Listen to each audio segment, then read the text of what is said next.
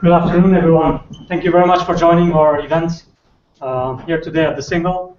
I have the pleasure to announce lots of use cases that we are going to see today. But before we dive into the use cases, I would like to invite our president of Belgaug for a short introduction about this event. So let me just switch to Michael.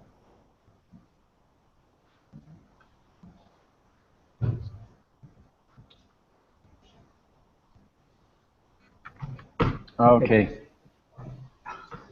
Good afternoon, everybody. Me also, I would like to welcome you for our first event of 2012 on extending the platform Google as an open ecosystem. First of all, I'd like to say how much I would have wished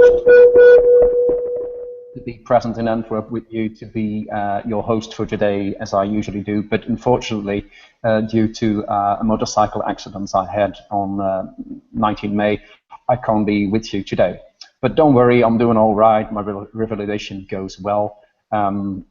So no worries there. I've got enough friends and support from other loved ones, colleagues, and all that stuff.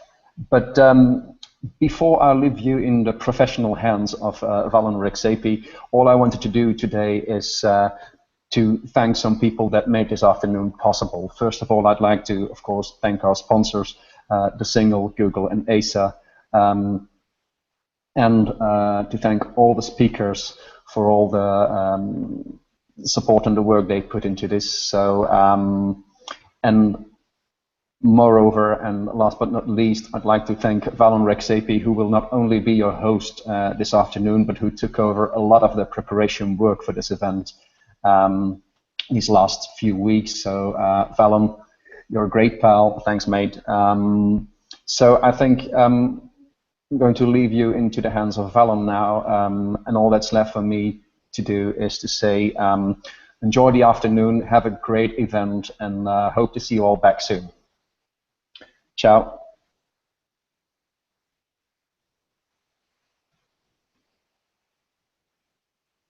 The crowd is yours, Valen. Okay, thank you very much, Michael. So I have to switch between the microphones, so we are hearing some echo. But okay, so let's get started. Let's get started. So today we have quite a big agenda for you.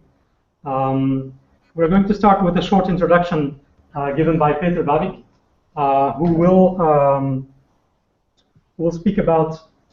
Well, I maybe let you just introduce your use cases. So please come on stage, and we'll get started.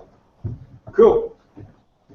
Thank you for the opportunity to speak here today. This is actually the second time I have the privilege to present at the Belgaug. Last time when I was here, it was the topic was Drive, Google Drive, and it was 1 week before we announced Drive for Work, with all the big features and everything that that came with Google Drive for Work. So it was a bit of a challenge, and I got a lot of questions, and I had to bite my lip, because I wasn't allowed to talk about Drive for Work. So today it's a much easier topic to talk about. And what I wanted to do we have a clicker? No, sorry. No problem. So what I would like to do is just to give you some insight on the perspective from Google, how we look at extensibility, and in particular, in extensibility within Google Apps. So, so I thought I have 15 minutes. What can I tell? Just some high-level thoughts, how we perceive where we want to be with Google Apps, and in particular Google Apps for work. And then I had to give it the title, and I thought, okay, one size does not fit all. And what I mean by that is that we have a single set of applications. There is Gmail, Drive, Calendar, Hangouts, all that sort of stuff. And apart from some minor changes in the UI, the consumer version is exactly the same as the enterprise version or the for work version. Obviously, on the back end, things are different. You have an administrative console, and you have a different terms of service. All true. But for an end user, basically the products are exactly the same, and they are developed exactly the same. So, and that's a challenge, right? Because it's a challenge, but it's also a big benefit. One of the biggest benefits that we see is the familiarity of the products with people in an enterprise. Typically, when I ask an audience how many people do have a Gmail account, about 70–80% raise their hand and they're familiar with Gmail. So introduction in your organization for Gmail is probably not without change management, but it's probably not as big as a change management cycle as when you introduce an Oracle or an SAP, right? But still, it's a consumer product with great benefits because it's familiar, but it's generic. It's a generic consumer product and not tailored particularly to the enterprise. And the same applies within the enterprise. There are actually different views and needs around applications. So one of those needs stem from a industry or a theme-based perspective. Think about HR has very specific HR use cases, and you can think of functionality that is required in the domain of HR processes. Sales and marketing might have particular processes that are, need to be supported in different products. And sales and marketing, the whole area, that's where CRM grew up, right? A second perspective that you see is not only industry or theme-based, but it's from the customer's perspective. So it's narrowing down, right? So it's not consumer, it's not only enterprise in your industry. You don't have all the same needs as your peers in the same industry. You have specific needs for your specific organization. You have questions about your specific processes, your specific business processes. You have questions about integration, connecting to your existing systems. Your IT landscape is probably unique. Even within your industry, it is unique. So there's an industry-specific view, there's a customer-specific view, and then there's the end user that has very specific uses and use cases in the industry as well. And Google is all about scale. You've heard this a million times. We do things very well, and we do it at a massive scale, but we can't tailor to all those different needs. And so there's this big, gap between what is needed in particular industries for particular customers and what we can offer at a ridiculously low price, right? So because if you look at Google Apps and all the products and services that you get, it is very, very inexpensive in comparison if you look at the functional points compared to an ERP system, which is very specific to an industry, for instance. And the only way we are able to do this, and keep in mind that the Google for Work business unit is self-supporting, right? So we don't get the funding from advertising from consumer space, for instance. So in order to do this, we don't have the bandwidth or the means to tailor to every specific need. And this is where the extensibility framework around our applications come into play.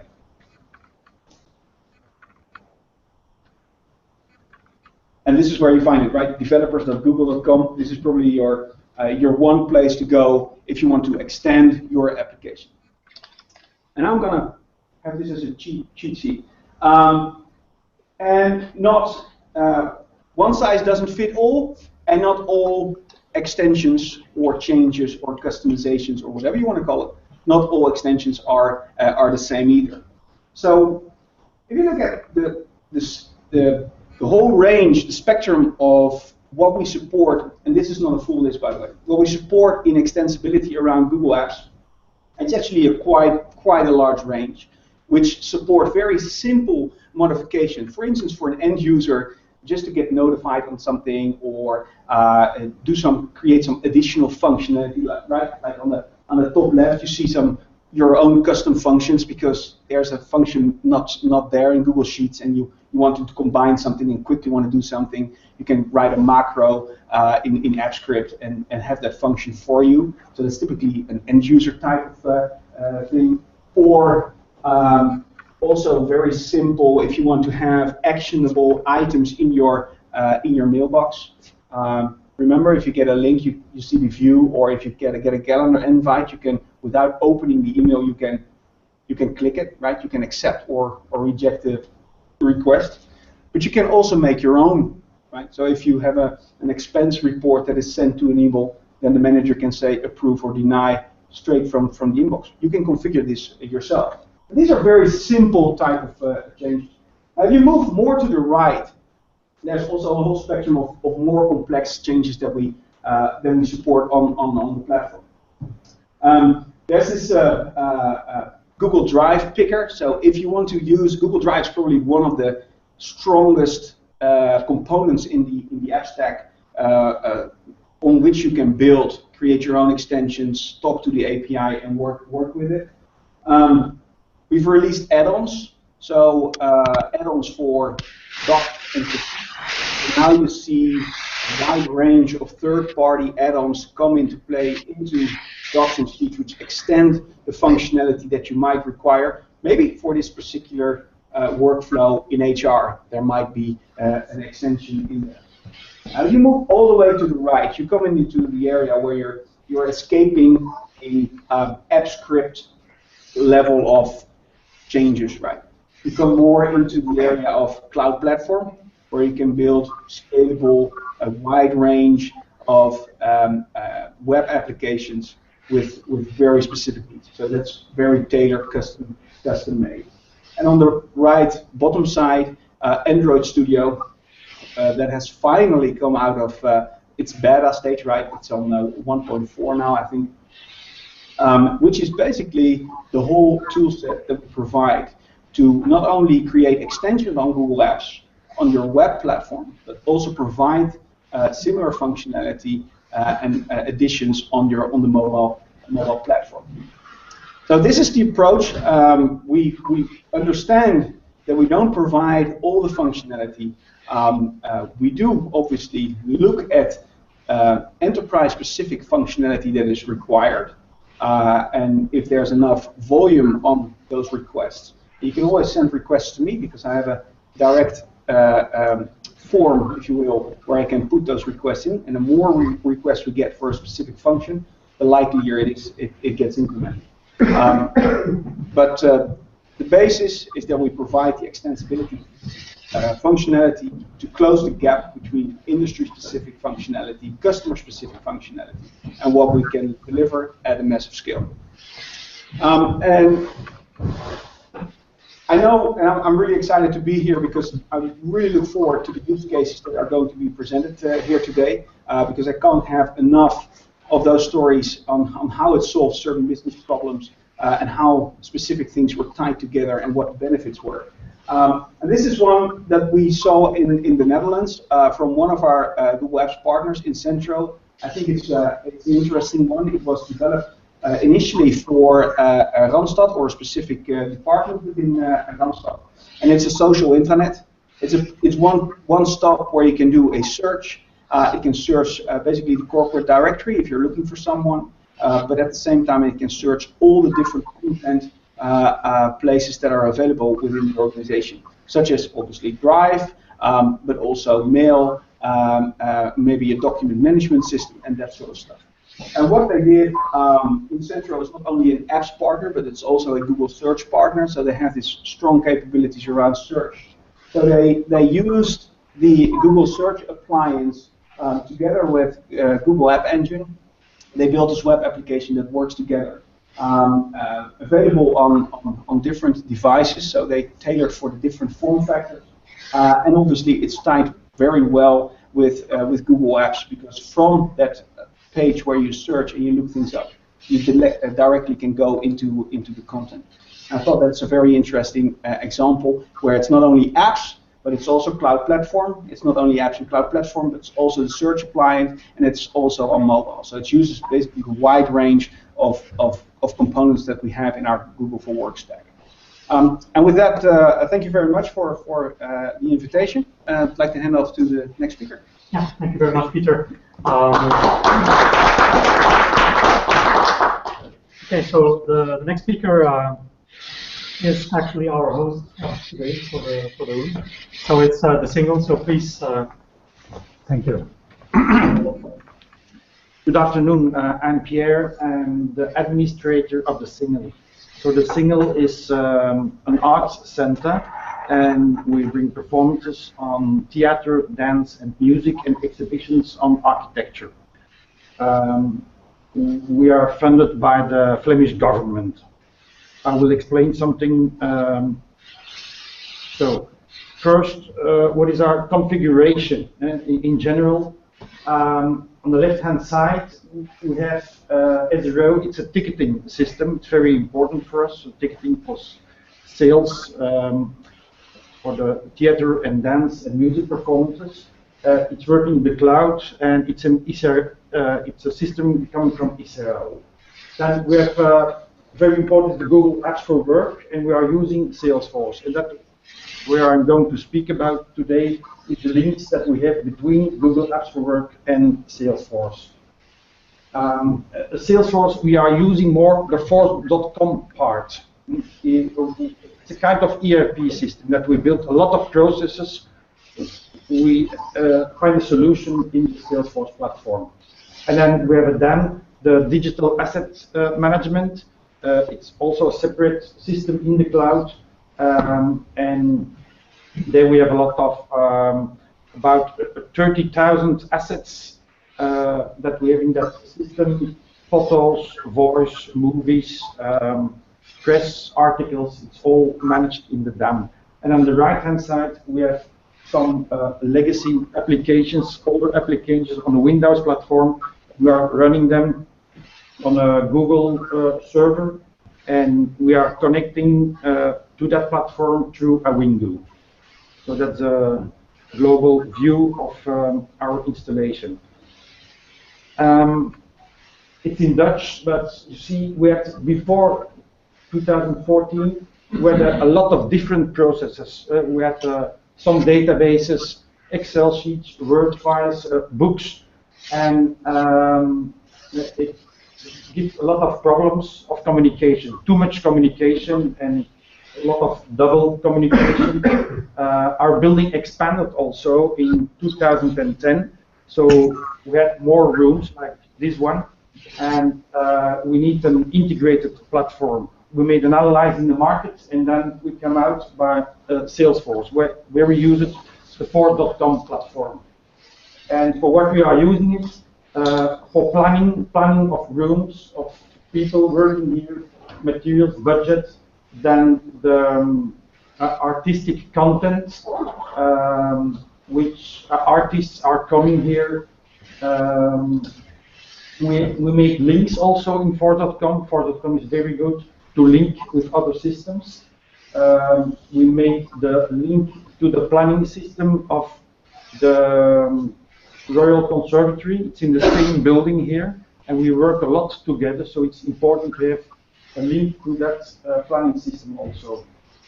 The force.com is a kind of CMS system to our website, to the digital signage in-house, and other links also to the ticketing system. There's a link with the ticketing system of SRO.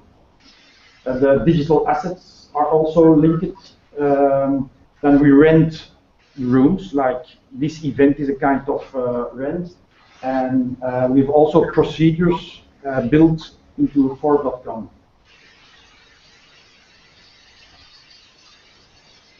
So this is the view of the planning, and the advantages of force.com is that you have some basic building blocks that you receive as you have licenses, and then you can also develop some items with Visual Force. You see in the URL, this Visual Force. You can develop something that is specific for your organization. And we have here this planning module. You have different rooms. It's the planning of today, as you can see. You have the music studio, and there's the Belgaug event starting at 2 o'clock.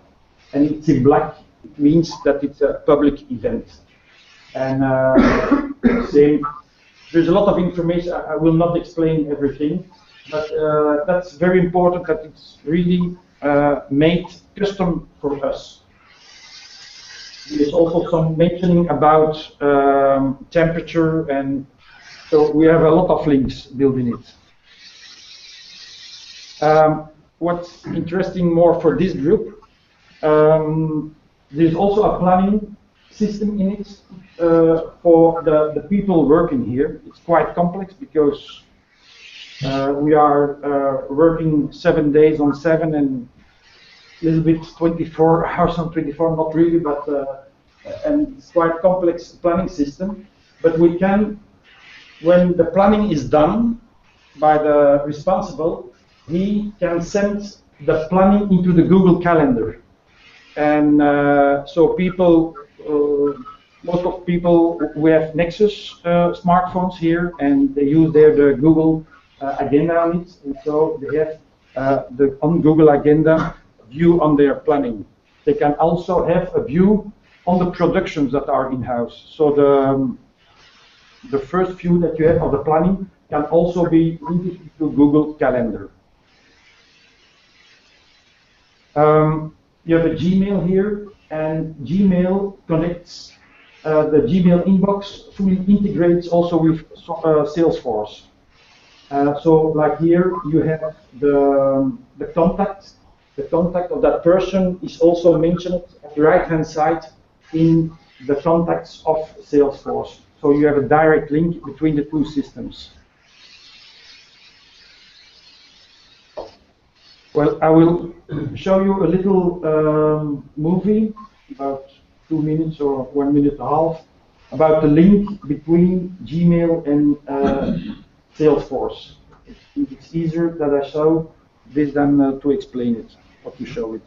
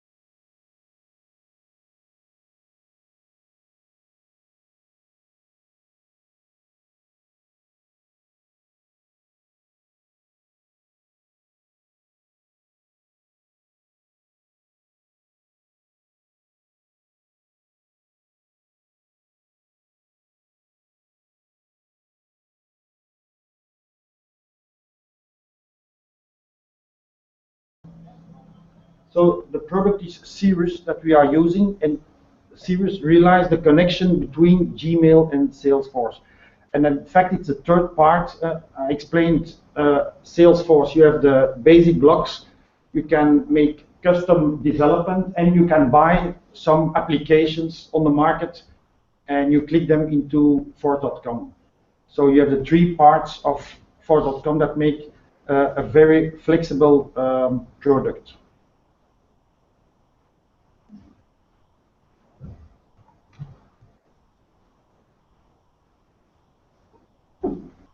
Yeah, it's also a link. It's at this moment it's not active, but it's a screenshot from the Salesforce in our sandbox, and you have also a link to the Drive, Google Drive documents. It's completely integrated into Salesforce. So the power of the platform, of our global platform, it's adaptable, it's flexible, it's very important. It's possible to develop quite fast through the software building platform features.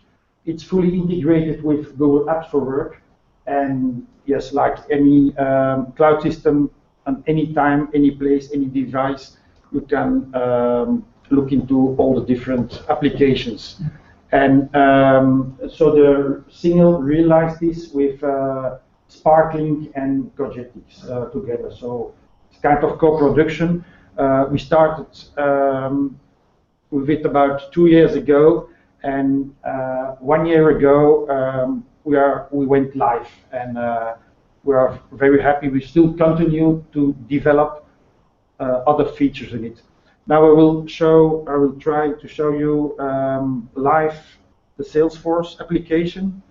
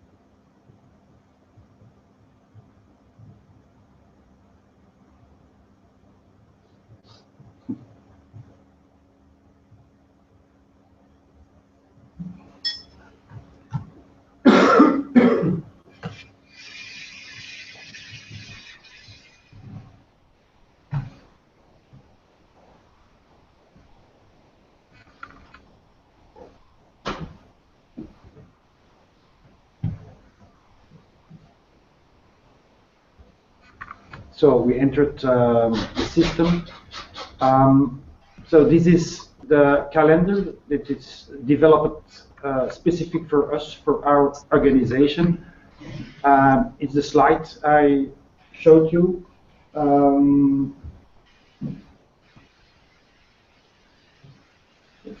So here you have the complete planning of today. It's very important. Here you have the link to the conservatory. This is the planning. We can show all activities.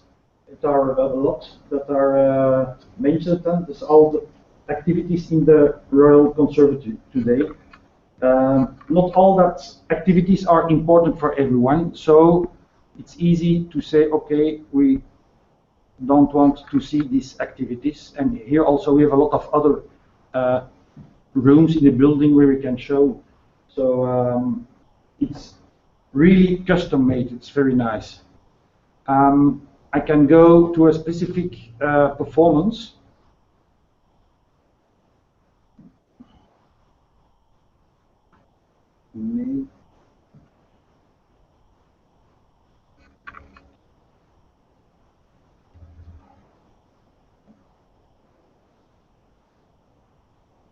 Take some time.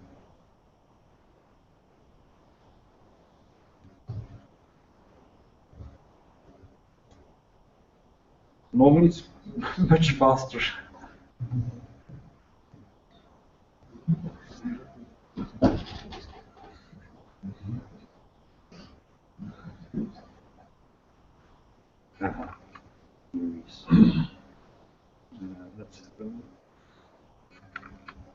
So the main object for us is the production.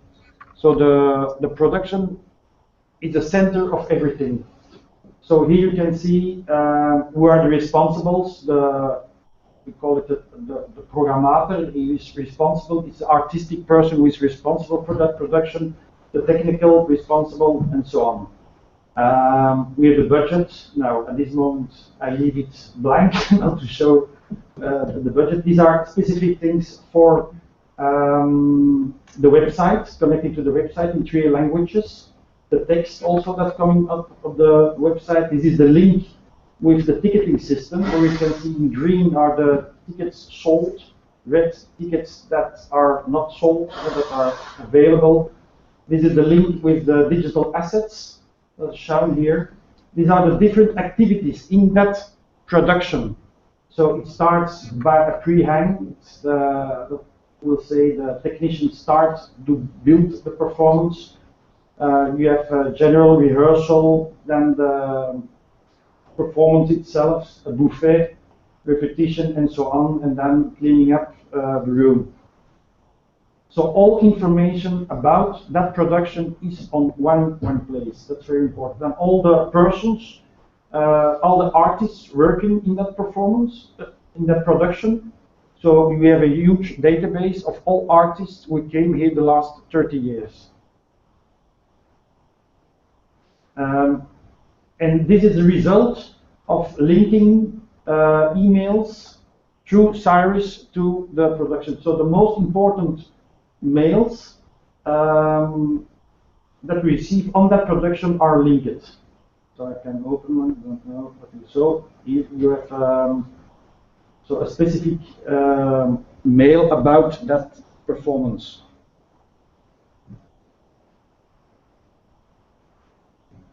You have the emails, and then you have also a lot of documents, Google documents, notices, and like AutoCAD documents. They are all linked to that same production.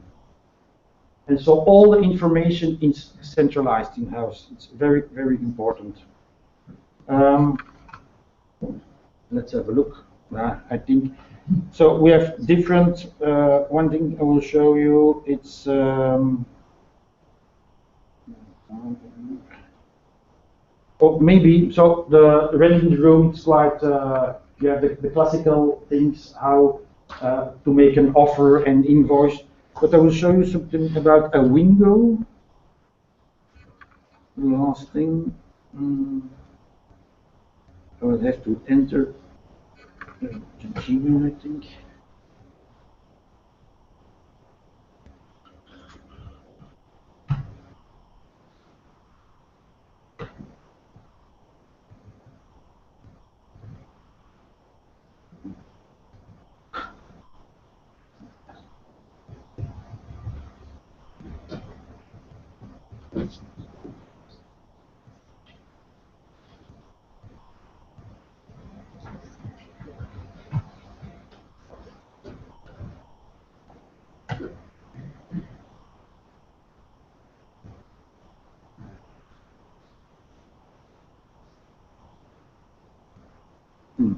Authentication.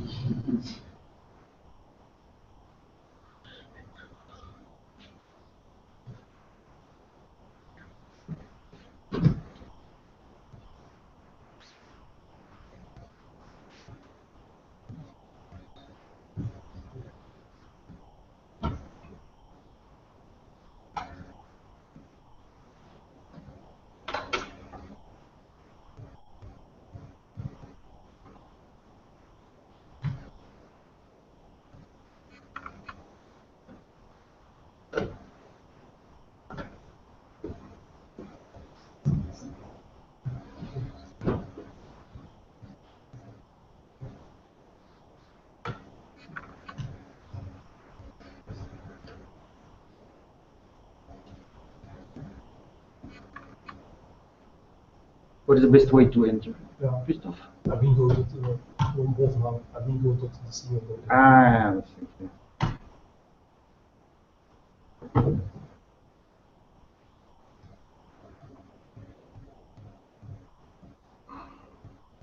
Like this? Ja.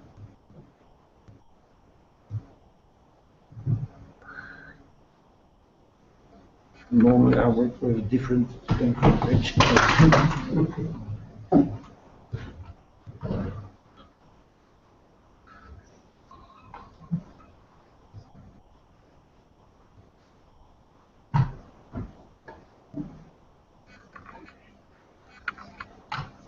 So here we links to the Google server where we have different connections to like for facility management, the different applications like HDSC, the UPS, with accounting. It's also the different program, the telecom applications. So you can also use the classical Office applications like this, just to show that we installed this and it's working quite good. Okay, I'm just over time, I think now. Yeah. We still have some time for some questions. If there are any questions in the room, please feel free to ask them now. No questions? Okay. Okay, thank you. Thank you very much, Pierre.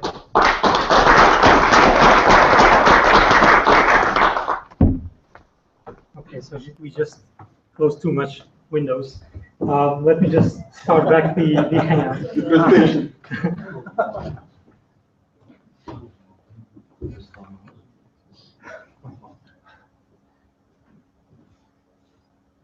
I'll just give me 2 minutes so we can start it again.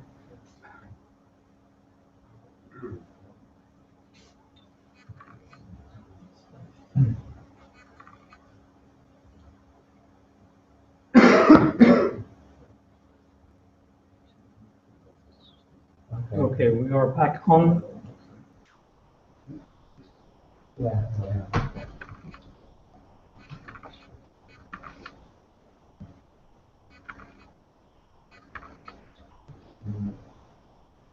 Maybe you can already start introducing yourself while I'll put up the presentation. Good afternoon.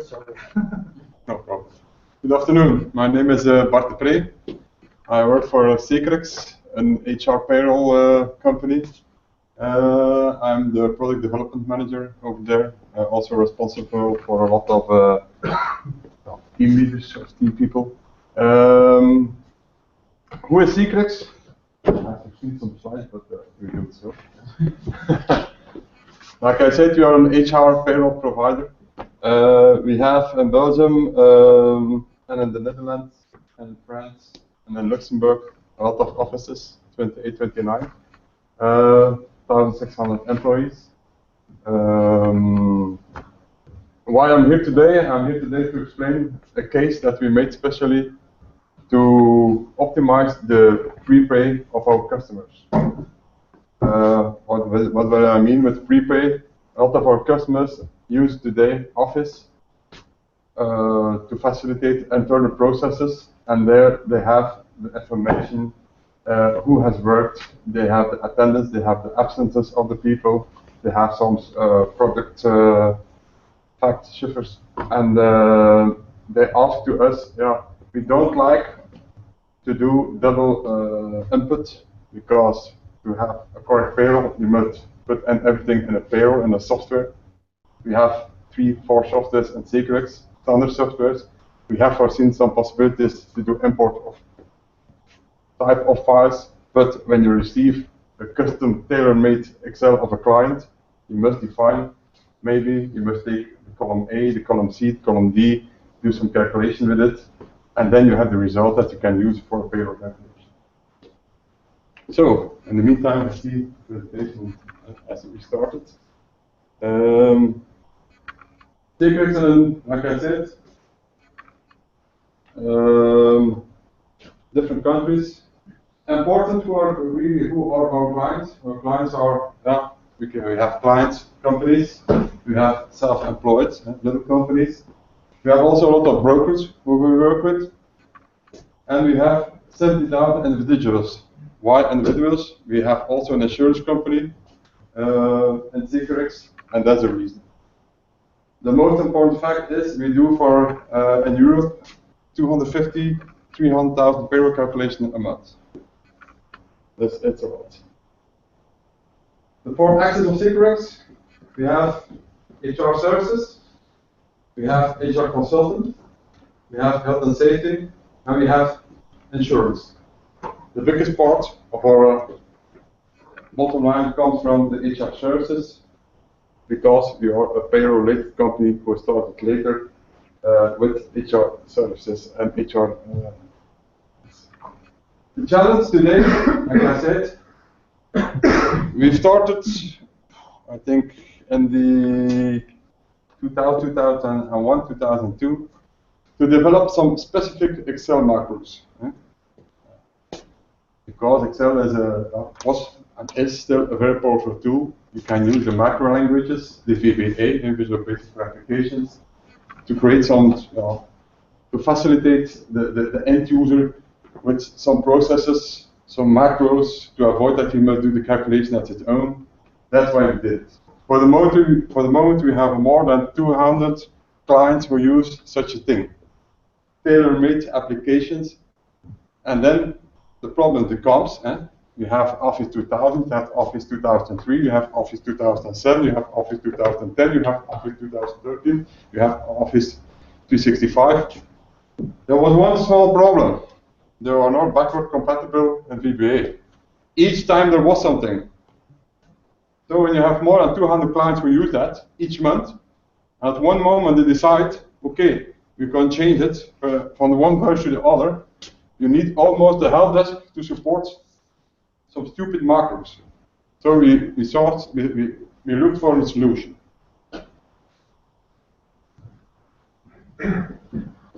One thing, it must be insured, it must be secure, it must be affordable, it must be low on support. So we thought the web is our solution. I'm going to skip this part.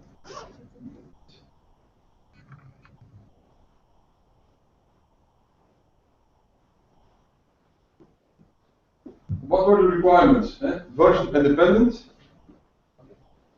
easy remote troubleshooting, affordable, and easy user management. We have in Securex 200 developers who work each day in different languages.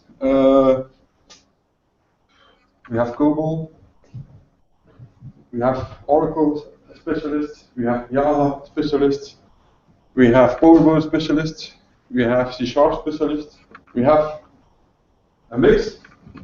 I ask a question to these people and they say, okay, maybe we can develop something, we can do it in Java. We built a Java application, and each of this application were tailor-made. So I asked these people what might it cost to do some little development. And they say, the pre-study, the analysis, the testing take 10 days. The case, 2,000 days for recreate some stupid Excel macros. I say no, that's not possible. So 2 years ago, I was in the work group of Office 365. And I asked the same question, and they say, okay, we can do the solution, it will be possible, maybe, well, yes, but you must install Sharepoint, you must install the Office, then there was a problem with the licenses with the clients, you must also use the good Office licenses, then you must create also an app. At the end, I said, okay, I was again with my 10 days there, minimum. And then, search further on. I have a colleague who said, can we do something with Google Docs? So we tried to develop our own scripting in Google Docs. A few years ago, it was still difficult to do it because I think we were one of the first who did things with it. So what was the problem? We had some master data coming from our own system, coming from another system. We must do something with it, generate an Excel, or take the Excel of a client. At the end, we have the timesheet, because Payroll, the master of Payroll, is master data plus some time information. And then we must do a generation of a file in a specific format and send it to one of our 4 backend systems to be able to calculate them. The challenges were, we have version estimator, support handle, cloud or mobile, the cost, and the client who said at the end, I will stay working with my Excel. You don't change my Excel. Because in my company, we use the Excel also for other things, for end calculations, for, okay, I say no problem. Maybe we have 2 missions. We must create something for cost, I may say, maximum 1 day development.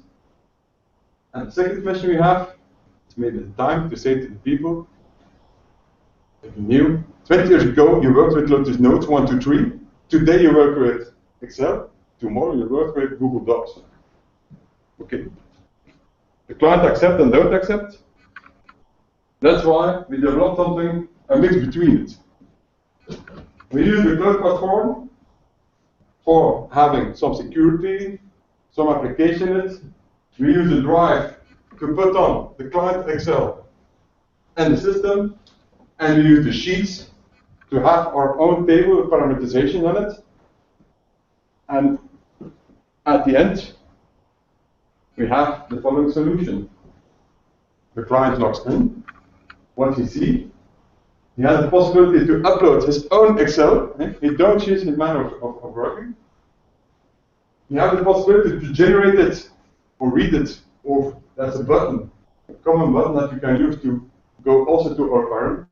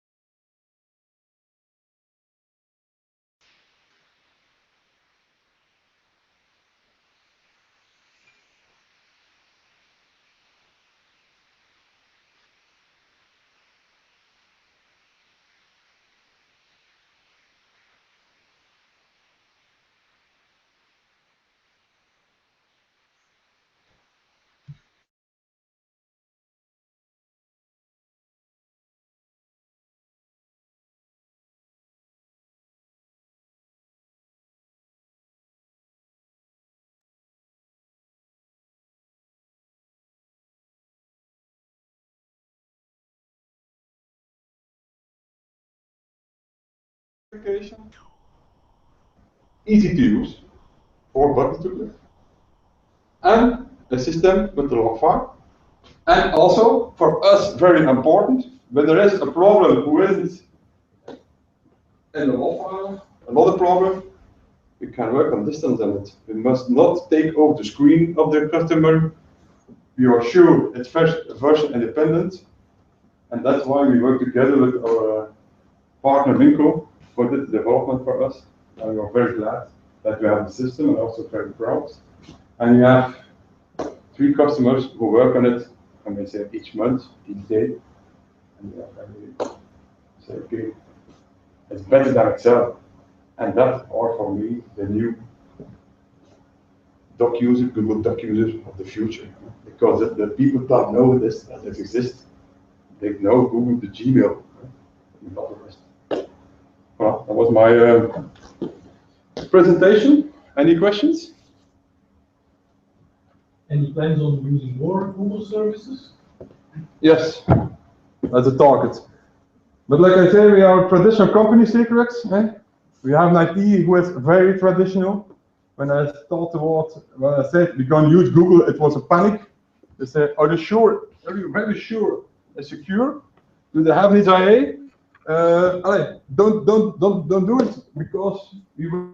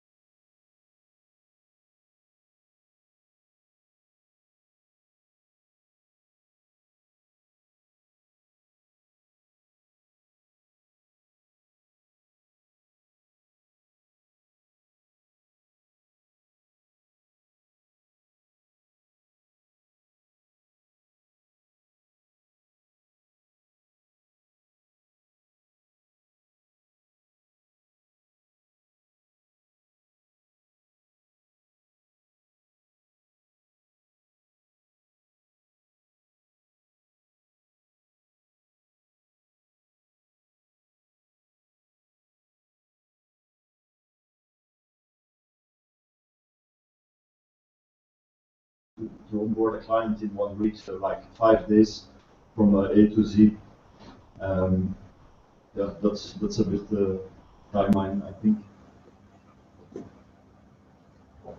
But the point is that because we use Google Sheets, there is really a lot of functionality already available out of the box, and like, instead of starting to develop a lot of stuff, we just pick up what we have, and we use the app scripts, which is really easy.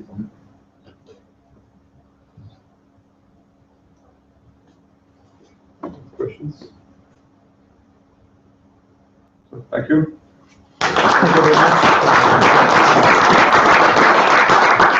Okay. So the next use case is Joël from Fremach, who will present the magic of Google App Scripting.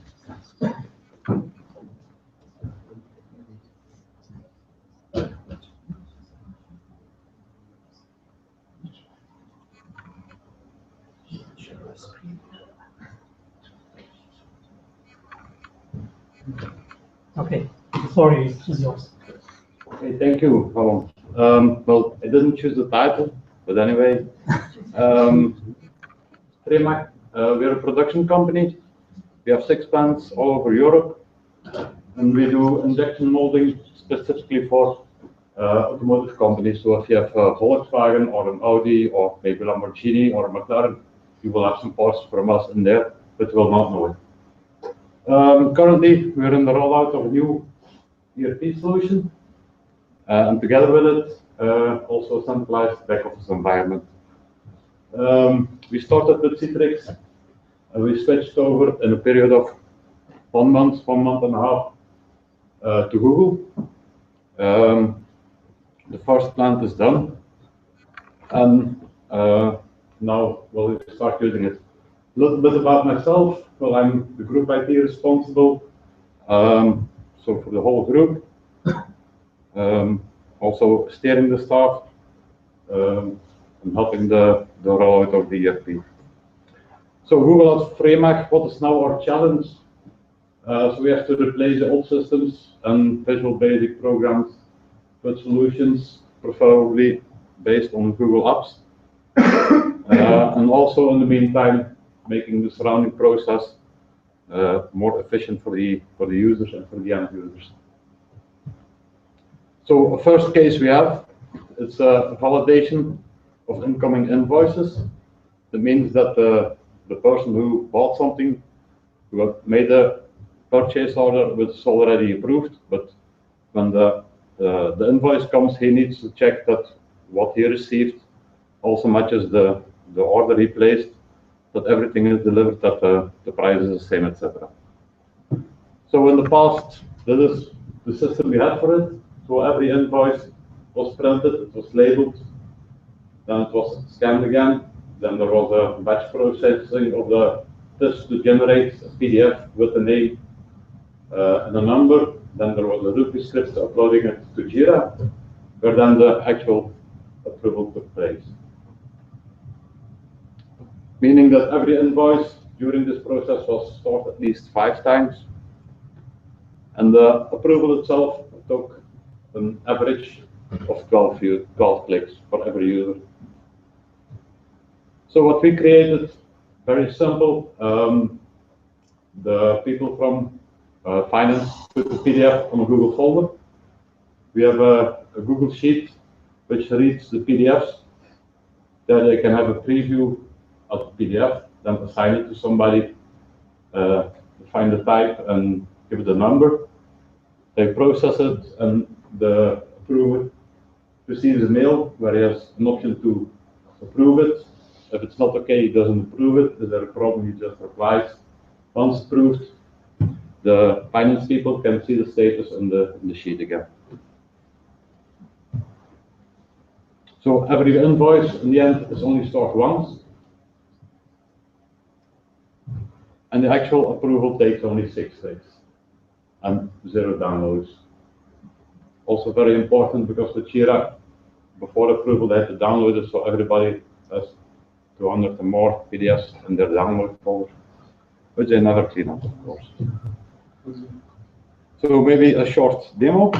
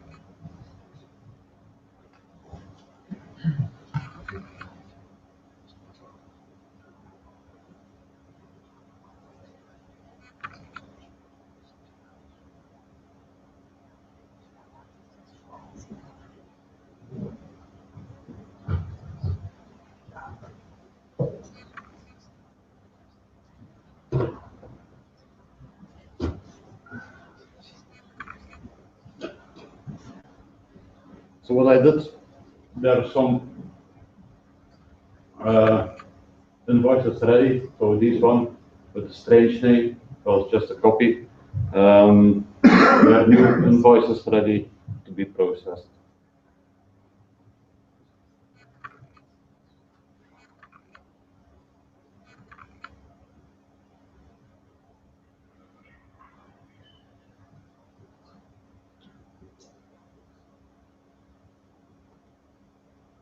This is just an overview of,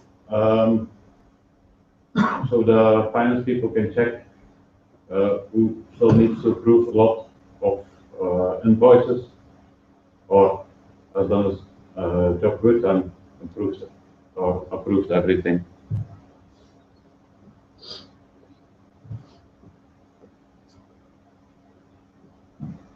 But what it's about, there are simple scripts. Just update invoices.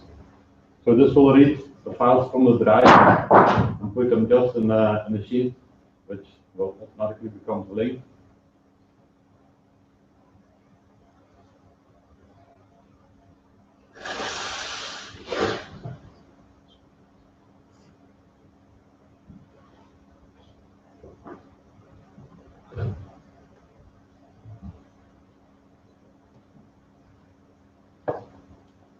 So people from finance can very easily do a preview without needing to download it.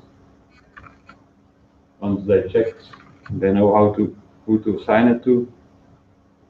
So this is linked to the Google organization, so it does a lookup for existing emails. They say the type. So for instance, it's a credit note. That leaves the free numbers. People can skip numbers if they want. We saw the supplier was layer 7, and we want to have it processed. So here it also gives the new name it's going to give to the PDF. So I'm just going to do one for the demo. We're going to process it, and in the meantime, in another sheet, we have all the processed invoices with the status. So here is the new one, which is not approved yet. Since it's assigned to me, I should have received an email by now. That's not my email. You have to go in.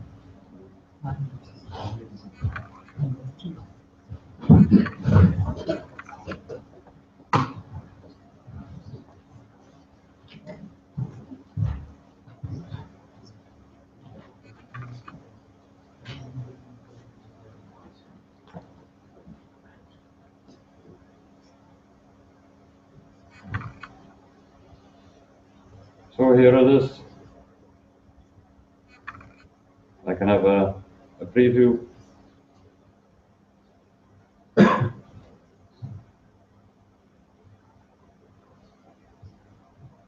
Okay. I can approve. Now it's approved. Go back to the sheet. What's not approved? We don't see the update automatically, but next time, well, for the in the real time, there is a trigger doing this every 15 minutes. But if you now manually update the invoices, the approval status will change. In the background, also the rights are given to the people to view it once they approved it. They are not able to edit it anymore, but still can view it. It's linked in the drive, so they can look up every invoice themselves. And well, we still need to store it only once.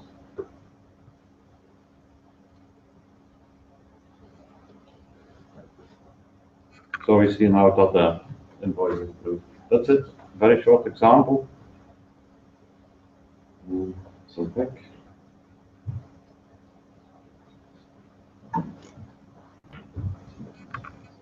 I don't close everything. No. Exactly.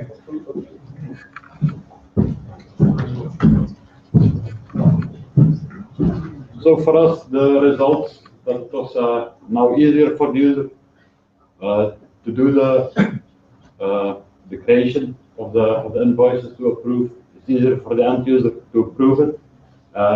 We can decommission a whole lot of systems we used before for file storage, for the scanning process, for running the script, enough to key location, etc.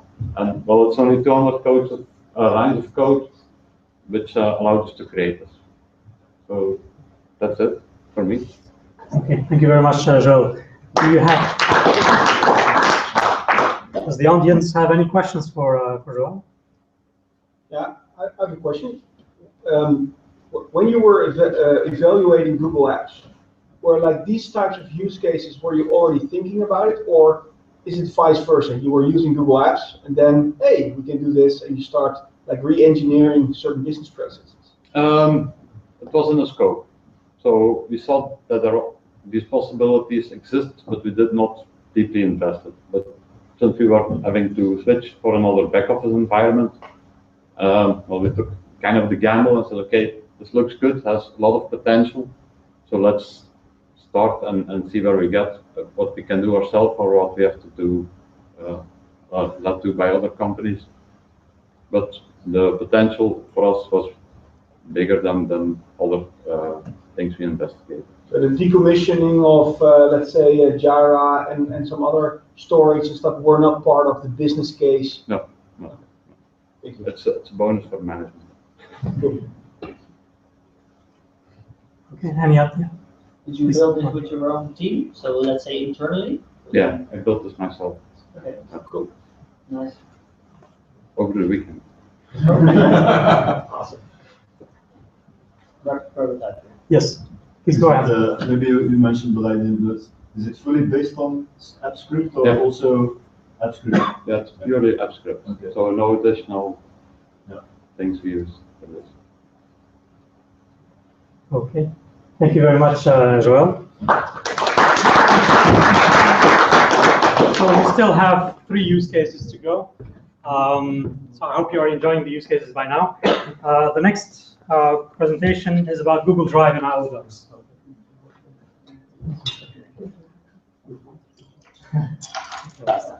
Okay. So in the next 15 minutes or so, I'm going to introduce how we use the Google Apps platform to and expanded the platform as a lightweight SharePoint alternative. This was the title we were given. We see it more as a document management system or a basic document management system. So let me introduce myself first. I work for a regional development agency in East Flanders, and we implement the social economic policy. And we do this together with the guys from Geert. It's the Economic Council of East Flanders, and Geert is sitting right in the middle. He is waving now. And they stimulate socio-economic development of the province, stimulating young entrepreneurs and promoting regional products. We are not IT people, so we do this. We were given this as a bonus from our management, which we are very grateful to do. So when we start looking into a document management system, what was the trigger for us? We attended a session about knowledge management. That was several years ago. I was not even working for our organization. And the bottom line of that session was that company documents should be easy to retrieve. We had lots of different versions, so everybody just downloaded the documents that were sent to everyone. So we had maybe 6, 7, 8 different versions. And months later, when we had to look for the right document, it was always a problem with what is the latest version and who is sure that this is the final version. And also a lot of people, like lots of colleagues, use their Outlook as a DMS document management system, which is not a good use case, I thought, when I came to the organization. But at that time, Google Apps for Business, for us, it lacked maybe a bit of maturity to roll it out in a very traditional environment. So we had a look at how we could expand this, and we also faced lots of challenges. So our users are heavily dependent on Microsoft Office. They didn't want to lose their Outlook. They didn't want to lose their calendar, their Word, their PowerPoint. Although it's a good product, but it's not our core business. So there was resistance to change when we talked about switching to Google Apps. So we did that change to answer a question. We use Gmail, we use Calendar, we use Slides now, we use the Sheets, and that there was a bit of resistance to that. And you also were confronted with rather limited budget. So if you look at the other market products, we are 2 small organizations. We only work with 30 people, I think, for the 2 organizations altogether. So it's a small team, and you can't go to the management and say, let's give us a big budget like big companies have to build the document management system. And we also do not have in-house IT support. So it should be dummy-proof, it should be maintenance-friendly, and it should be easy to roll out and to roll it out to our users ourselves. So the solution we presented to the management was that it should be cloud-based. It should make remote work easier, so working at home, working from different offices. Some sort of versioning, easier to retrieve documents, which is living the dream now with the Google search engine. And that's why we thought, why not give Google Apps for Work a try? And although we think Google Apps and Google Drive is a fantastic product, but we were still faced with some challenges ourselves. What about how we would control the workflows? The ownership of files in the Google philosophy, the document creator is per definition the owner of a file instead of the company. And as a government-funded organization, they didn't like that one bit that we thought of moving our documents to Google, and especially if the document owner is not the company itself. So we had to find a small workaround for that. Also, the permission controls should be easy to enroll from an administrative point of view. And some of our users thought, yeah, Google Drive, in a private situation, yes, but they felt it was they lacked some structure, which we had to find a solution for as well. So that's why when we started to look at how we could expand the Google Apps platform, and we ran across into AODocs from the Raad O-Vl, which runs on the Google Apps platform and comes in 2 versions. So you have the file server, which is just a normal file server that arranges the file ownership. It gets transferred to an administrative account, and you also have the document management compound added to it, which we use. The subscription is also it's basic. It's I think it's around $4 or $5 per user per month. So if you want to expand, it's easy. If you want to downgrade, it's also just on a user-based fee. So it is fully integrated, as I said. we tackled the problem of the centralized ownership. Thus, when we move a document from Drive to AODocs, it gets the owner is the administrator or the company. So that was a big plus to convince our management. We can also add metadata, which is also easy to retrieve documents to give it some more context. We have version control, and a cool feature is the workflow. So we can just process documents from one state to another and inform people that they have some documents to review or to work on. So I'm going to show you some. This is how it looks like. It's just you go from Drive, you click on the small buttons, and you go to AODocs. I will just show screen now. So this is how it looks from an admin point of view. These are libraries. It's just basically a set of documents, and you can control the permissions. So you can say not everybody can see what is for the management. So this is this here with a lock is can only the our CEO look at, and some people who have the rights to it. So that's for us. It's very easy to control. This is how a library looks like. So you have, it's called the AO documents. It's right here, and you can add, let's say, from one attachment, but you can also, here there are 10 attachments, 20 attachments. You can see the state. Like if you use a workflow, is it open for anyone, or is it still in review? So if it's draft, like here, only the document creator and the administrator can have a look at that file. And this is basically the library security. You just put everybody's name to it. You say, who's the admin, who is a contributor, or even who can only view the documents. A workflow. The upper screen is how colleagues see their how colleagues see if they have work to do. So if you have to approve a document, you see I have one document to approve or 20 documents to approve. You just click on the document and you can say I approve this document or I reject the document. Then it goes back to the original state. You can add some info, some remarks, so the document creator can just start again.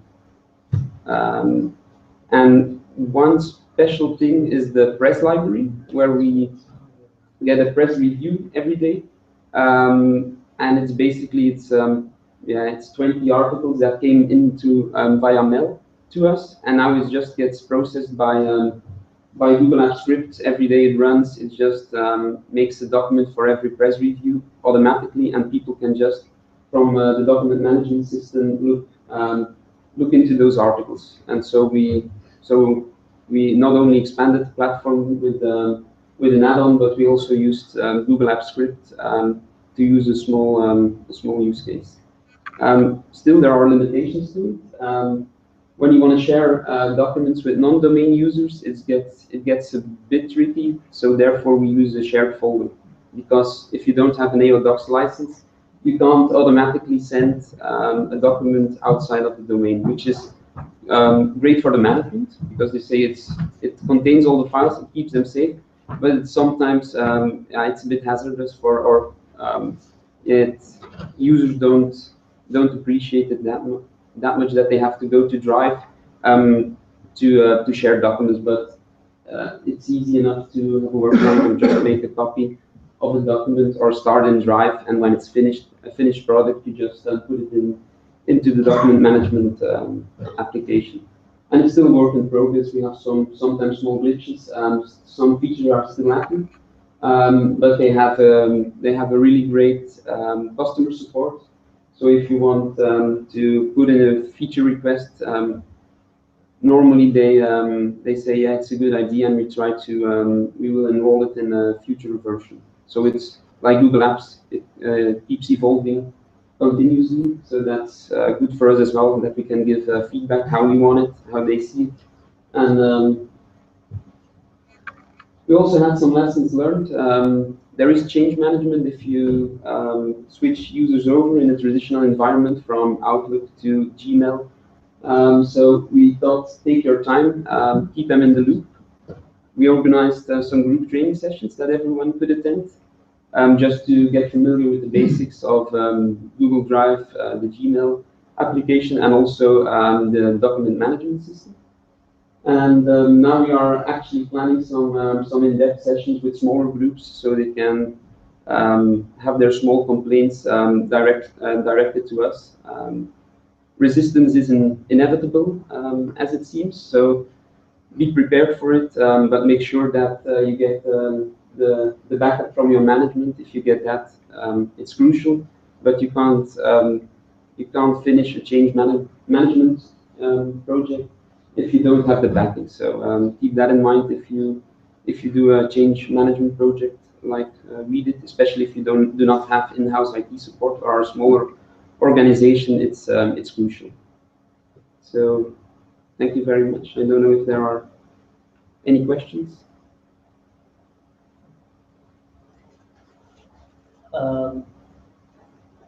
So your users have, let's say, the basic interface is AODocs, and it's AODocs, yeah. So we wanted that they didn't go from Drive and another application. We just wanted them to use one application, so they don't get confused. So that we control the rights a bit better. So we have everything under control, and there's no the margin for error we think is smaller if they just learn one application. But they use Drive, they use Google Docs, they use Google Sheets, they use everything, but not from the Drive point of view. They just go to AODocs, they say, let's create the document, and then you just have the editor of Google Sheets or Google Docs. But yeah, it's the more advanced user will go to Drive, maybe do it from Drive, but we say to the users that showed resistance, that said, yeah, we can't learn new applications, or it's too difficult, or then we said, okay, you just have to know one application and the rest will follow. So, but it's in a traditional environment, it's not that easy, but if you take your time and keep them in the loop, I think, and with some training, everything is manageable. So, but it's a big change if you go from a traditional file server to putting everything in the cloud, not just one specific element, but just say we make the switch completely. Yeah. So there is a resistance, but just be prepared. Okay, thank you very much. Yeah. Okay. So the next one running up is Fredo. Please come. The stage is yours. Thank you. Let me just remove. Okay, good afternoon. We're going to talk about consolidating data from our company, data that is both in the cloud and on premises, into automated management dashboards. So my name is Tim. I work for Raad O as a software development manager, and my main focus and interest is lean and agile software development. I'm Eddie Sigmund. My function, my role in Pablo is a database administrator. So it's my primary job to make sure all data is accessible from anywhere at any time, including essentially the data we're going to use in Google Docs. Okay, so perhaps a few words about Raad O.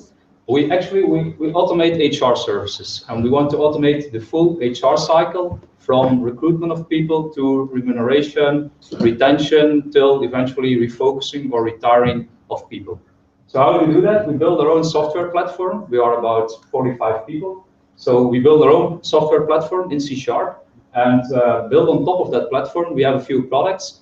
For instance, we have an ERP for temporary workers. We have our own payroll processing. We have a product for permanent employment, for domestic services, the dienstenchecks, like they call it in Dutch, resource planning, and so on.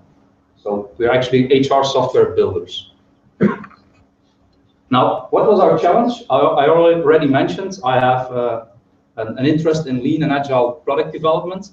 So our software development process consists of combination of Scrum and Kanban, and we have a lot of metadata about our operations. Metadata that is stored in different systems. For instance, we use user stories, which is a technique from well known in the Agile community, a technique to develop the software in small increments with a certain business value for the end users. And we describe those user stories on Google Sites. We use it just as a wiki. We create a Google Sites page for each story. We currently have, I think, more than 700 already during more than a year. And we developed a small gadget that stores some metadata about each story. For instance, when did the developer start with it? When was it done? When can it be tested? For which project was it? In which team it was developed? And all that data is in different Google Sites. One site per product or per project, or a combination of both. Now, on the other hand, we have, of course, costs. And in most cases, that's just effort, person days. That's stored in our own SQL Server database. Brantley is going to tell you more about that in a few seconds. And also info about the projects that we work on. It's info that's coming out of our own time system, our own time registration system, and that's on-premises data. But of course, you can see that both have a relation with each other. So we have to combine the data in order to improve our way of working. In the same way, we have data about the entire portfolio of projects we are working on. We use a simple Kanban system for that. It's also a cloud-based system to do. We use Redmine for issue tracking and improvement tracking. We use, again, our own SQL Server data for our support and ticketing system and for our bug tracking coming from the end users. And in the end, we want to combine all that data to provide us insights, right? Because we want to improve our way of working. We want to know, well, how much does this customer cost us, or how much revenue do we get from this type of product? What issues are coming out of it? What bugs? Which is the next one in our portfolio we should be working on, and so on. And well, that's actually a big challenge, because until a few months ago, how did we do that? Well, quite simply manually, by doing Excel exports, launching SQL queries, combining the data via pivot tables, and so on and so on. So a very manual and costly process. And we were looking for a solution to automate all this stuff and to combine it into really simple, actionable dashboards. So you can read more about the details here.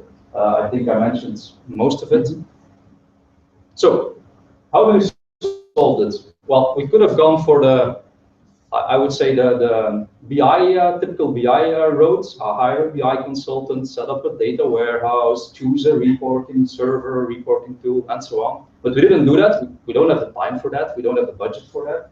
So we were looking for a very pragmatic, simple solution that we could implement in a few days, a few weeks. And well, we automated everything via Google Apps Script. And we run everything via time triggers each night. So each night we combine the data from all those systems and automatically create management dashboards. For instance, for the Google Sites part, the user stories, it's not that hard. There is a good API which you can use from Apps Script. So we pull out of the data from the sites, the metadata. It's stored as list items in each page. We pull out of the data, we store it in Google Spreadsheets, and from them we can use it in the rest of the Apps Script processing to gain knowledge from it. It's a little bit harder on the on-premises side, but yeah, that's Brent is going to tell you about that. Yeah, we were facing a few problems with using Google Apps Script because some of our data was stored in SQL Server. And there is no way to have a very secure communication between Google Apps Script and your SQL Server directly. So there is an option to open a whole range of ports and then connect directly from your Google Apps Script to your SQL servers. But that would mean opening up a lot of IP addresses and a lot of ports on our firewalls. We also have more than one SQL server, so we have to multiply that by several SQL servers and do all kinds of tricks with the ports, etc. So we decided that was our biggest challenge at that point. We looked for a solution, and I created a small SQL Server script that can run a query and just take all the output and then save it to a CSV file. That CSV file is then saved simply to a network location on a file sharing service that's running Google Drive, the simple Google Drive client application, which then syncs only those scripts and the CSVs to Google to the Google Drive. This has the advantage that we have our data that we need available on our Google Drive, and we can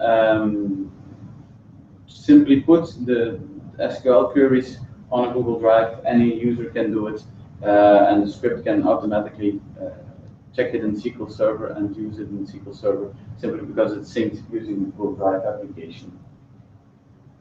So once we have the CSV files on Google Drive, it's just a simple naming convention. The script pulls the data out of the CSV, generates or updates the Google spreadsheet with the same name, puts it in a data tab, and from then on, you can build your own formula, your own diagrams, and create a very simple management dashboard.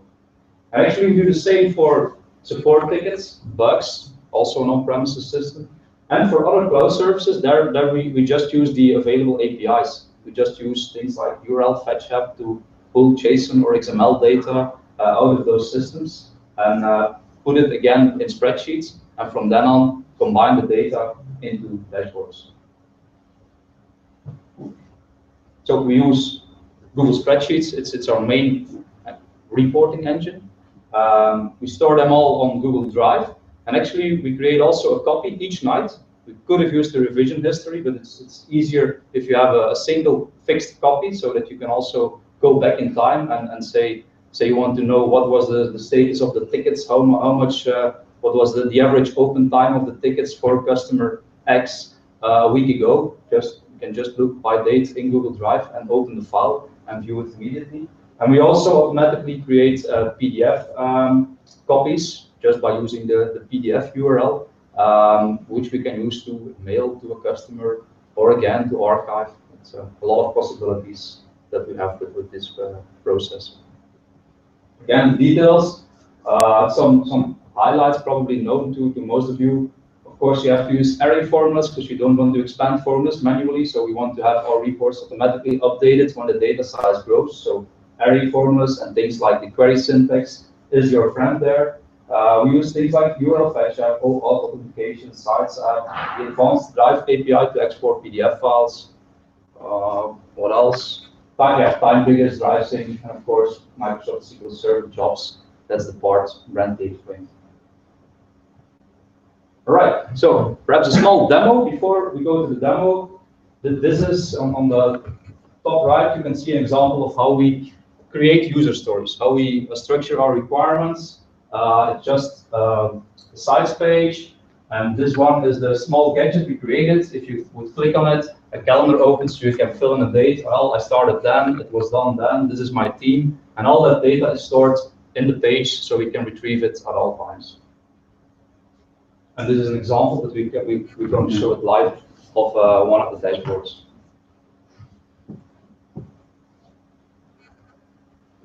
Quick question. The issue with the ports connecting from F-script to SQL, that was by trying it with JDBC?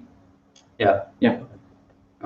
Because, of course, like I mentioned in the intro, we do our own payroll processing, so we have a lot of sensitive data, and our security experts and our ops guys weren't very fond of opening a lot of things. And what was the reasoning for using CSV files instead of XML? Simply because it's pretty easy to generate CSVs with a simple SQL Server script. So that's just an option that we chose because it was easy to do. It was the easiest to set up from. Also the easiest to, I think, to read in the Excel files, etc., on the spreadsheets. So there was no particular reason, just it did what it had to do.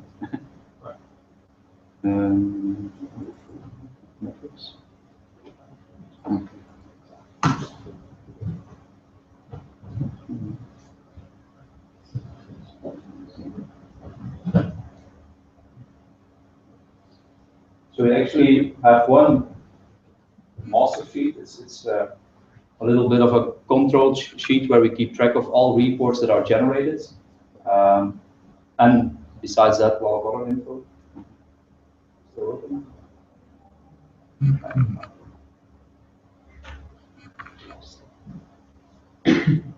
So this is an example of all the data that's coming from the sites. This is an export of all our user stories. it's a really large, or it's becoming a really large list.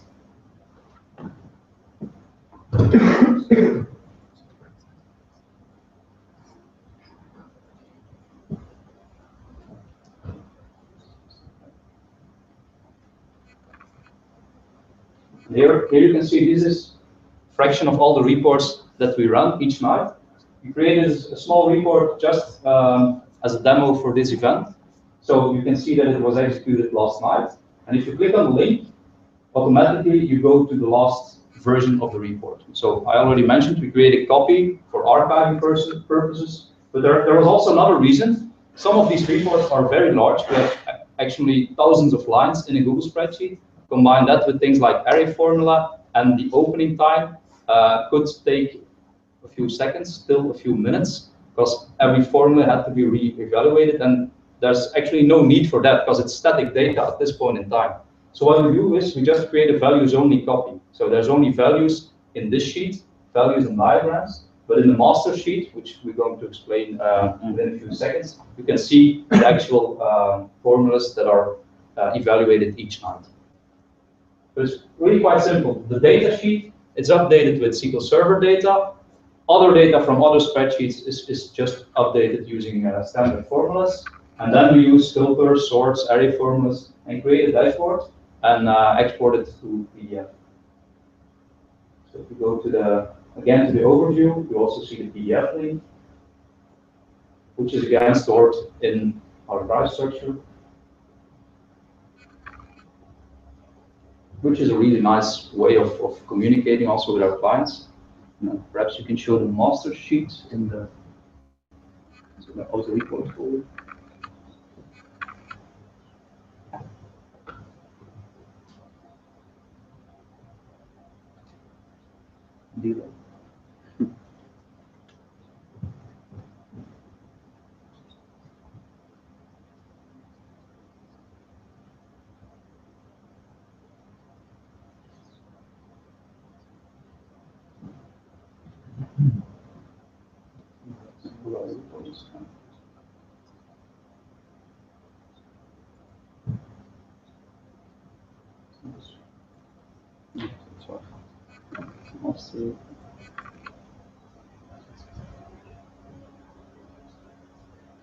So each night we generate the recent version, we copy them to the archive folder, and then there we build up the archive.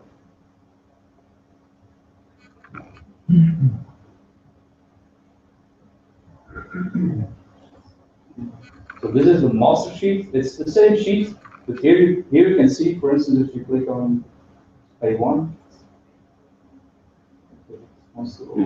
Still open. Okay. So here you can see the queries on the data table, the array formulas, and so on. And this gets updated automatically since we update just the data in the last sheet, and the rest is updated using the abstract trigger. So what we do is we have put some input file in the incoming folder. This is what the process of generating the CSV file does. It just puts some files coming from our on-premises databases in the incoming folder, and the script runs each night, and it checks for new files. So if we run the script now manually, which we normally don't do, it's just an automatic process, we can do it manually. It looks for new files, reads the content, puts it in the appropriate master files, generates the new values only and PDF copies. Typically takes a few seconds.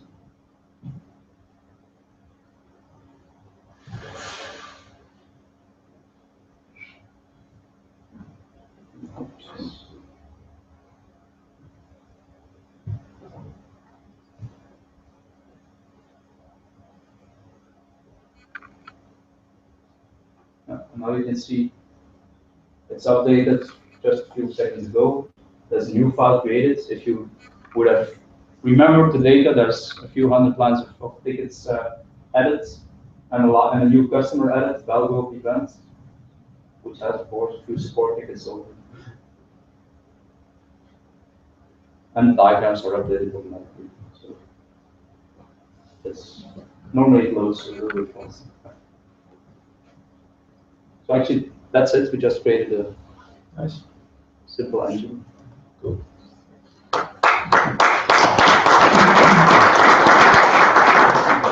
Thank you very much. Do you have any questions for Prato? No further questions? Okay, thank you very much, guys. Thank you. Very interesting. So we'll do this slow. Okay, so the next and last presentation of today is from Randstad Sourceright. So the person that will be presenting will be joining us through Hangout. Normally it's supposed to be at 4, but we are a little bit ahead on schedule. So yeah, I think we maybe we can already introduce a little bit the use case. Yeah. Yeah. Okay. So I'm Bart. I'm from G Company, which is a Dutch partner from Randstad, and Randstad is one of our customers, and one of the divisions of Randstad is Randstad Sourceright. And well, they are we're going to present today, so we expect them in 15 minutes. Though I think that that I might be already through all the speech when he comes. So well, let's see how it goes. I'll just talk you through it, and whenever you have questions, you can ask it to him as well. Let me see. Well, I just got a message from him, and he is here at 4 because I asked him if he could join earlier, so he can then answer the questions that you might have. Yeah, sorry for the. No worries. Where's the microphone located? Okay, the microphone is here. Okay. So this is just one of the use cases that we've built for them, and it's actually what I would like to. So well, this is what I've already told. So it's a specific division, which is Randstad Sourceright, and they have the specific need to do the sourcing activities as a complete center for more countries. And what they said is that they have all these platforms that they need to search through, and not searching like what kind of skills do you have, like PHP skills, or maybe you have a certain degree or something like that. That's quite simple. But if you combine all those skills into one sentence, it becomes a very long search string, actually. And to create such a search string, it can be kind of hard. So at first, they had this nice Excel, as we have heard from your colleagues as well. They all started with Excel, probably with a macro attached to it, and well, it was not scalable. They couldn't change it, so they said, okay, we need to change it. And what I would like to highlight is we all hear these stories today of things that we all see the end result. But how do you come to such an end result? Because what we often see is that, let's say, the user, the customer, for me it's the customer, but in your case it's maybe your own organization, might not yet know what they want. I mean, there's a lot of things possible, so we might want to change the process a little bit as well. So we call it rapid prototyping. Well, it's not only we, but it's just rapid prototyping, in which you can very easily and quickly determine what's applicable, what's needed in this case. So in that case, we used Google Spreadsheets, obviously, to start with, because it was very easy to edit, and they could change it right away. And what it is, this spreadsheet generates a search string that all the recruiters need to search on those platforms. That's what it does. Okay, it was nice, it had a few iterations, but it couldn't do everything they wanted. But at that time, all the process owners were on board. They saw what the real potential was. They wanted to have more. And that was the moment where we said, okay, Google Spreadsheets might not be enough anymore. We need to take a step further. And that's when they went to App Engine.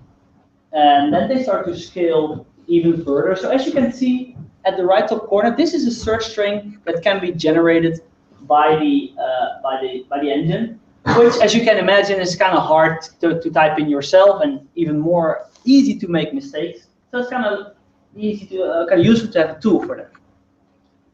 And as you can see, it becomes even more intuitive if you compare that to the spreadsheet that you can see here. And let me see if I made it clickable, and I hope I made it editable for everybody with the link. Great. Okay, well, I already said I'm not going to log in on the screen, but I do have it on my phone. So I'll just continue the presentation. And later on, when I'm at the end of the presentation and Vince is able to join, I will also show you the real life sheet that we have. But what you should imagine is that it automatically generates and regenerates the search string that they would need. And you can put in the fields. Whereas this is a little bit more intuitive. And it gets even more intuitive. So just like with every tool that we've seen today, it's being updated over time, and the users don't have to install anything. I don't have to explain that, but of course, it's one of the upsides of using these kind of tools. So it became even bigger and bigger. And I think the baseline, what you see here, I mean, if you're sitting in this room today and you're thinking like, okay, how can we extend the platform? I think it doesn't start with a complex tool like this. It starts small, and then you scale, because then you have your people on board. Because I think one of the people said change management is an important part, and to get the management alongside with you. And if they see the first glances of what you're building, then they are on board as well. So as you can see, version 3. And this is more a future plan. So they want to build it even bigger and better with all sorts of extra features that probably don't say anything to you specifically, but for them, it's very useful. So they develop it over time with interaction with their business. Well, in the end, imagine the start with the Excel sheet where a lot of mistakes could be made and where it wasn't very stable because it wasn't capable of handling the amount of data. Whereas now, it's very easy to set it up and to do the search, which simply saves time. That's about it. Yeah, that's what. So that's we are still ahead of time. Schedule. Okay, so I can show. Well, no. Let's say I feel sorry for Vince because Vince actually liked it to present it. But let's say it depends a little bit on the schedule. But he would probably still like it to show you a little bit of a demo. We'll see about that. Yeah, definitely.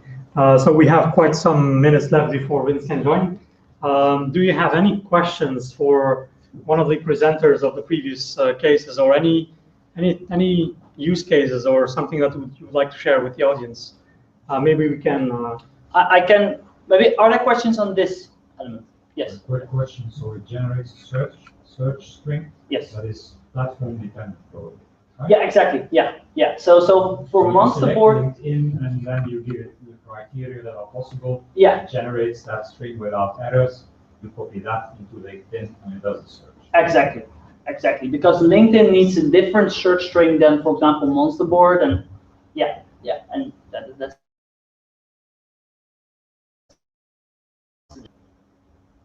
Maybe it's nice to know as well. As you know, this is a division of Randstad, so I wouldn't say small, but let's say a few hundreds users. But it actually started with the CIO of Randstad, and Randstad in total has about 50,000 users. And CIO himself started to program a little bit on the sheet because, well, he said it's not that hard, so let me just try something myself. So it's, let's say he wasn't able to finish it up, but he was able to start and see the real potential. That's a nice thing to know, maybe as well. And maybe the last thing I can say is that apart from this project, but I think there are a few other partners in this room as well. I think you, but also Fremach, and we as G Company have a lot of use cases. So, for example, for Randstad Legal, we're creating a Google spreadsheet that interacts with other Google documents. And for example, we create a social internet as well, not based on the blog, but just based on Google sites and communities. So there are a lot of use cases that can be told, I think. But let's keep that for the drinks. Exactly. So we still have some minutes left. If there are any people here in the room that would like to share a use case or have any questions, please feel free to ask. So we cannot take a break right now, as we have one closing action that we would like you to do. So maybe you can already start thinking about the use case that you would like to vote. So we have our sponsor from Acer who is giving away a Chromebook. But anyhow, maybe we still have to wait a little bit for Vince. Otherwise, I don't think it's. Well, can we go ahead? Yeah, we can with the voting. Yeah, I will take the blame. You will take the blame. Yeah, okay. Because it's hot, and I think people want Good, so at some point as well. If everybody votes for Randstad, then we have a problem. We have to send the Chromebook. You will accept it probably. Anyhow, so a good gesture, though. So what we actually have somebody from Randstad here today with us. So that's a good news. Yeah. So basically, what I tried to do is I tried to make a poll and make the voting dynamic. But the problem is we have 6 use cases, and we can only fill or put 5 in a Google Plus poll. So what I did is I just made a form. So both you here in the room and the people following us on the through the Google Plus Hangout can go to this URL and can vote for their preferred use case. In the meantime, we'll wait for Vince to join, and after that, we have some drinks for you on the other side of this room. So please go to this URL and vote. I think you have to log in with your Google account, and we only permit 1 voting. So just to be fair with everybody. And if you have multiple Google accounts, you can only vote once.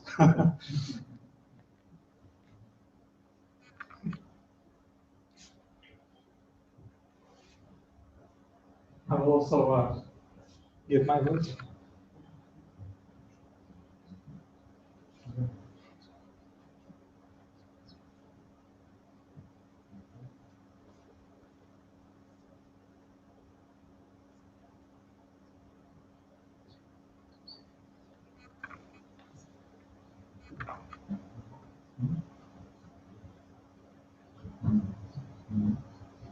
By the way, if you don't have an internet connection in the room, you can connect to the guest network of deSingel.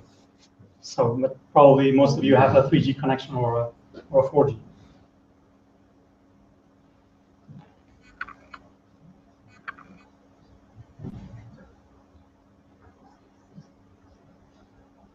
Okay, to make it a little bit interesting, I'll wait about 5 minutes and I will show you the dashboard who is leading on the votes. Any questions for me? For Google? Yes, tell us something about the Team Drive. Yeah, so here. Okay. Okay, Team Drive is in full development. So, and I know we've put Team Drive on the roadmap, but just to give you some insight with Team Drive, we are introducing a fundamental new concept in the Drive architecture. Right? There's no notion of such a thing as a team or a non-person owner of a folder or a file. And everything runs on the same step, right? So you can imagine that introducing a new concept is completely different than adding a new feature or a change in the UI or just some additional functions in the Drive UI, for instance. This is a fundamental thing that is changing in Google Drive, which impacts not only the UI, but it has a major impact on all the APIs, on all systems within Google that relate to or connected to the Drive infrastructure. So it's actually a huge undertaking. So the latest timing that I have for Team Drive is towards the end of this year. It's something that is full in development. We are committed to it. So we're working very hard on it. but it's something that takes a lot of time because it's a huge undertaking from our part. Any timing on execution times on Google Script restriction, which is 6 minutes? Right. So I have no specific update on any changes there. I know that performance for anything we do in Sheets, including AppScript, is something that we are continuously monitoring. So we continuously try to improve the speed. One of the things that I've noticed, and I hope you've noticed as well, is, for instance, the drive performance. If you looked at the reliability and especially the performance of the drive, the new Drive UI, in the last few months of last year. So when we released it in July, towards the end of the year, there was a little bit of a degradation in the performance, opening the phone. Does anybody agree? Yeah. Yeah. How about the last few months? I think it has improved tremendously in the last few months. So we are monitoring all performance elements, metrics on basically all products, and we try to address them as quickly as possible. Is there anything particularly in AppScript that you run into where you hit the limit? But sometimes it can be a pain, especially if you have large sheets and you want to do something with, and you don't want to bother with setting up a this or something like that. Right. Sometimes you have these scripts that just run on the boundary of these 6 minutes. Exactly. Sometimes 5 minutes, and then maybe 2 seconds, and you have an issue. Yeah, and then you have to become pragmatic and use some traditional information, computer science technique. And I really like what you guys did, with the large data set, basically create a read-only or not a read-only, but a value-only version of that spreadsheet, because you do the heavy lifting once at night, and then you make a copy with a value-only, and then and in your case, you might try to look into maybe breaking it up in separate parts. You have to work around these things, especially when using APIs. You run into quota limits. You can go, okay, do I have to pay for additional quota, or am I gonna be smart and do something different? But that's the reality. Any other questions? 4 minutes. No. Everyone, what's ahead for Hangouts? Because I work in a business Australia. They're looking forward to using Hangouts with every citizen in Flanders and not only Gmail users. Right, and so guest access to basically the Google services has been high on the agenda. This year we released the possibility to access Google Docs without having a Google account. And we're taking the same approach with Hangouts as well. So that is also on the roadmap, something that's also being worked on. I can't disclose the exact timing, but it's not years ahead. Very helpful, right? No, but I'm not sure if you were. We actually had a call with Reina Sabu together with a couple of colleagues of yours. Maybe you were in the call. I don't know. No, there's an administrator in Brussels. Right, we had a couple of people in the call. We had a direct call with product management on our side to basically discuss the use cases and see how we can, basically can understand what you're trying to do and how we can improve our services. Yeah, 2 minutes. Go ahead. We still have some time, so yeah. Meetings, availability, and robots for meetings. Oh God, yeah. This, to be honest, this is very, very frustrating for the local Google teams.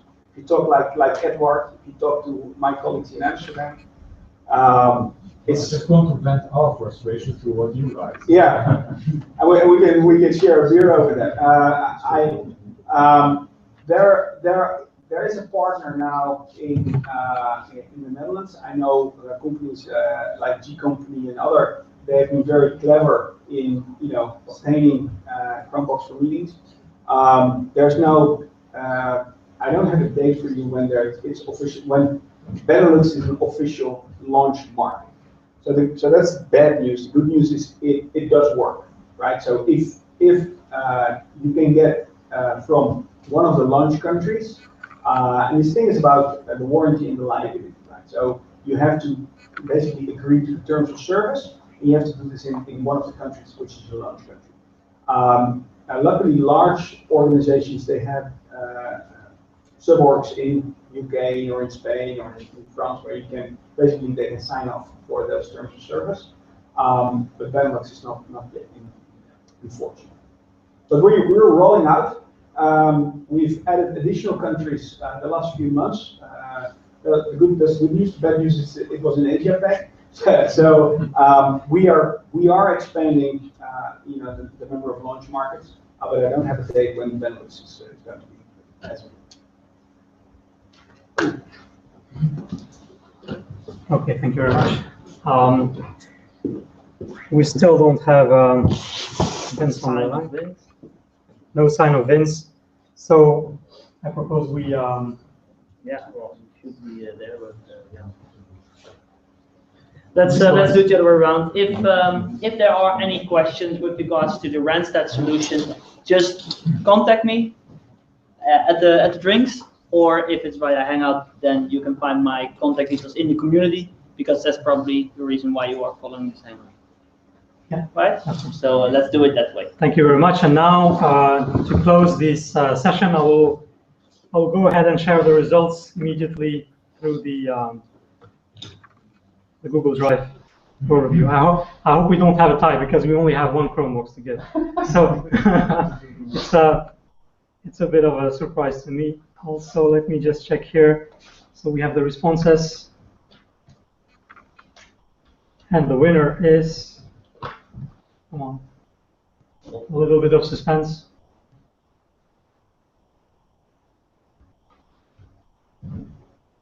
Okay. So the winner of the Chromebook is Securex. Congratulations.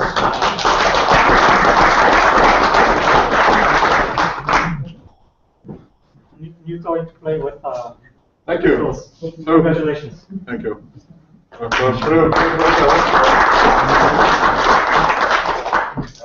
hope some other things will come back. To win some more presents. To get the other one. Okay. So thank you very much, everyone, for joining this event today. I hope it was useful for you and interesting. So we have some drinks for you on the other side. So please feel free to stick around, talk with people in the room, and yeah, enjoy. Thank you.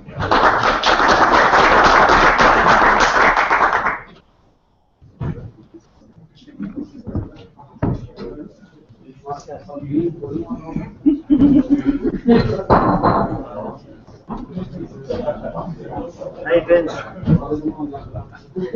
Hey, how are you? It seems to be over, no?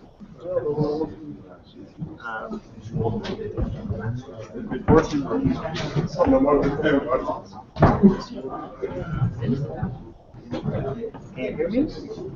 Yeah, very, very lowly, but yeah.